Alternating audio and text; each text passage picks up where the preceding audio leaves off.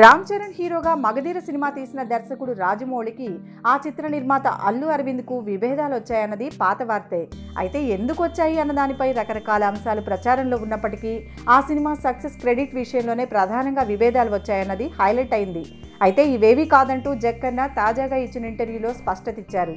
Magadheera cinema ఎంత hit అయిందన్న విషయం అందరికీ తెలిసిందేనని, అయితే అప్పటి వరకు ఇండస్ట్రీలో రికార్డుల పేరు మీద ఫేక్ ట్రెండ్ ఒకటి కొనసాగుతోందని, ఇందుకు ఏ హీరో కూడా అతీతులు కారని, కానీ మగధీర సినిమా విషయంలో నిర్మాత అల్లు అరవింద్తో జరిపిన చర్చల తర్వాత ఇలాంటి ఫేక్ రికార్డులకు చరమగీతం పాడాలని నిర్ణయించుకున్నామని రాజమౌళి స్పష్టం చేశారు.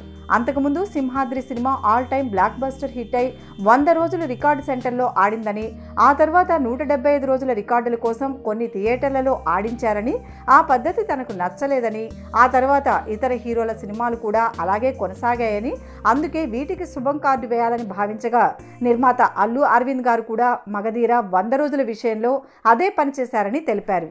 ముందుగా కుదుర్చుకున్న ఒప్పందం ప్రకారం ఇలా ఫేక్ రికార్డులను ప్రోత్సహించకూడదని భావించామని, అయితే అభిమానుల ఒత్తిడి మేరకు అల్లు అరవింద్ ఆ పని చేశారని, కానీ ఆ తప్పుడు రికార్డులను సమర్థించడం ఇష్టం లేకనే తాను 100 రోజుల వేడుకకు వెళ్లలేదని, ఒకవేళ వెళ్తే ఆ రికార్డులను తాను కూడా అంగీకరించిన వాడిని అవుతానంటూ అల్లు అరవింద్తో గల విభేదాలకు అసలు కారణాలు వివరించారు జక్కన్న.